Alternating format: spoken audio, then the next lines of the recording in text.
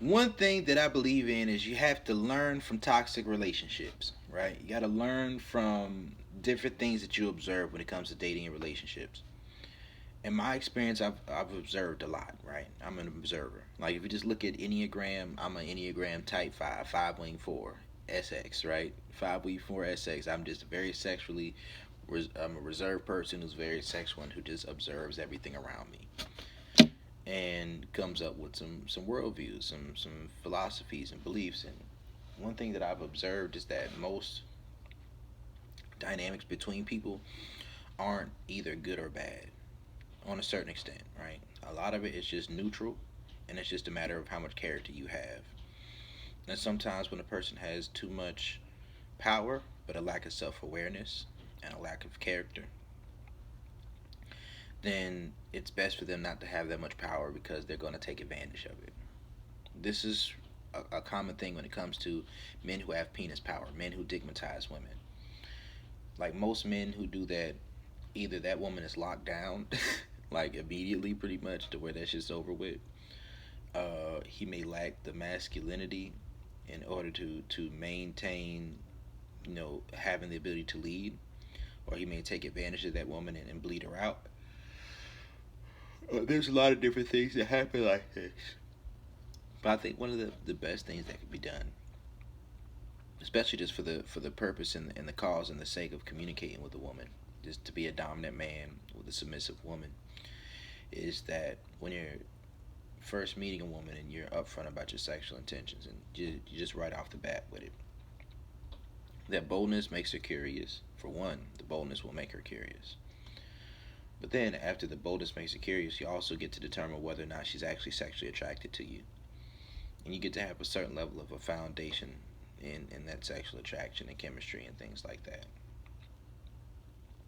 Now, if you're a dominant lover in bed, and there are different aspects of that you know how to do. Like I'll tell people different things, like teasing and edging can teach a woman patience. A woman who's in her masculine energy, she's not going to want to wait for her nut.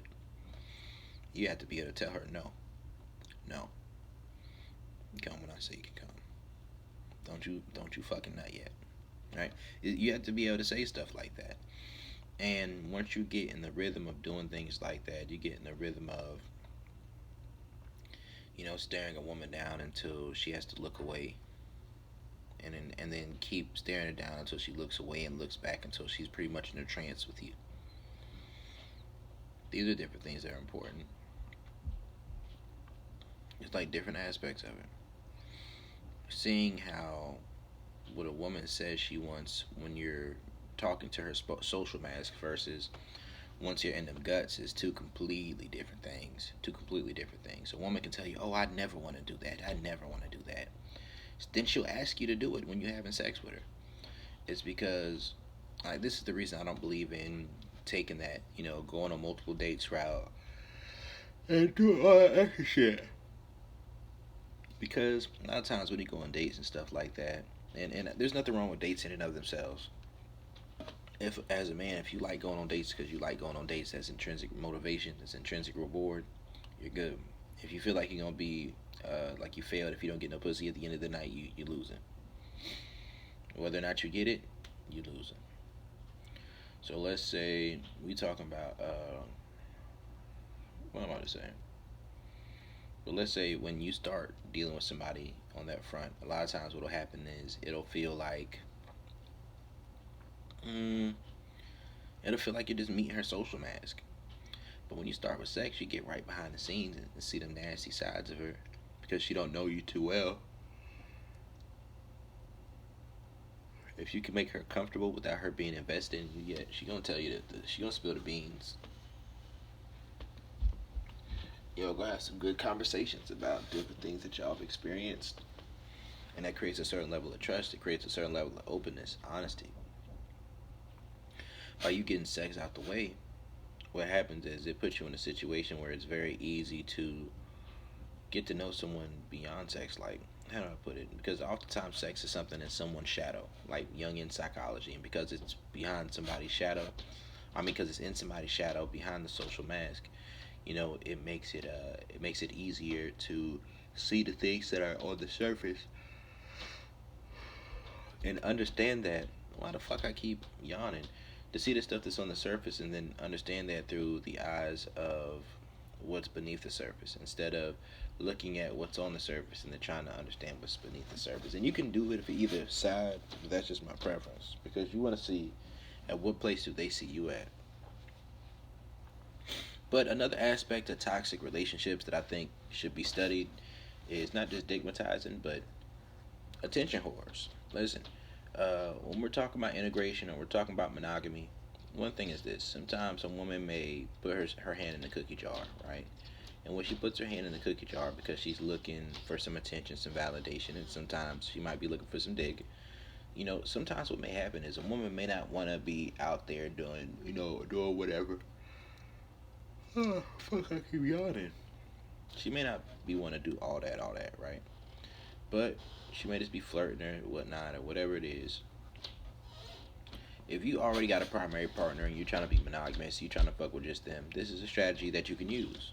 I know I usually tell this scenario sometimes when I'm making content that, a man could have, a man could go out to a club with his woman or a bar. He could be in the corner eating his wings, drinking his little whiskey sour. She could be on a dance floor dancing with other men, getting turned on, and then leave and fuck her man at the end of the night.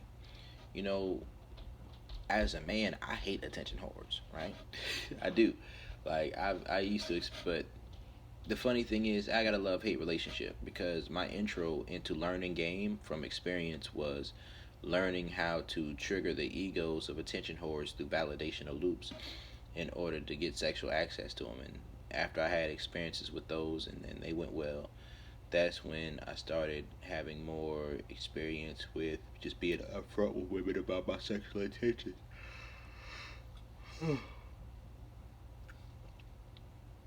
So after I started having that experience, I kind of left the attention whore type of women alone. Like if they attention whore for me. But I'll say this right here too. One thing to understand is that there's sexual energy transmutation. There's different ways of transmuting sexual energy. So like when it comes to toxic relationships on the man side, like a very dominant man, or not an abusive man, but just a very dominant man. A sexually dominant man, and that permeates outside the bedroom. When you have enough level of game, you can take whatever emotional state a woman is in outside of indifference or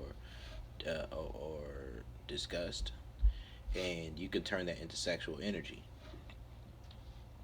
And when you turn that into sexual energy, it'll turn her on. When she's turned on, she'll be in that same state of arousal that creates a certain state of suggestiveness when she's in that state of arousal. So if you keep her aroused throughout most of the time, in every day that you see her, you're aroused her at a certain point throughout the day.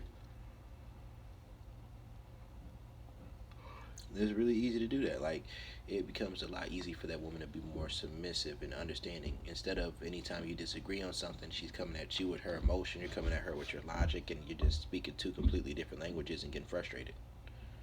So just understand what I mean on that.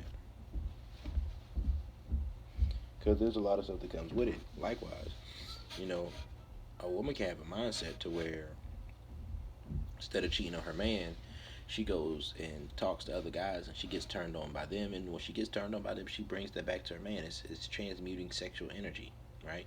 You have to understand what sexual energy is and how it permeates throughout your mind and your body. And then also understand that different things can happen like that. Like you can be dealing with a woman and you're the one turning her on, but just the fact that there are other men in her vicinity, they're going to turn her on too. So it's like it's not like she's just being an attention whore for them. It's more so sometimes that they were trying to come around. They weren't being upfront. They weren't willing to walk away just right away if she wasn't on what they were on. They weren't being upfront and honest with their intentions, or at least they tried to just play it cool. And then after that, you just get to a certain point where you're like, you're just in and out. She using them like playthings. It's just something that happens. You gotta understand that. And I'll say this right here too. Like if you're a man and you keep a rotation, like yeah, it's definitely gonna happen with your rotation. It's definitely gonna happen. They just worried about just you. No, it don't work like that. Every woman in your rotation may not be fucking other guys, But at the same time, they all definitely gonna be trying to talk to other guys. You just gotta understand that and accept it. It's cool. It's cool. But you just gotta understand that when you're the primary partner, there's certain priorities that come with that, and if you don't feel like you're being treated with that, you need to drop her.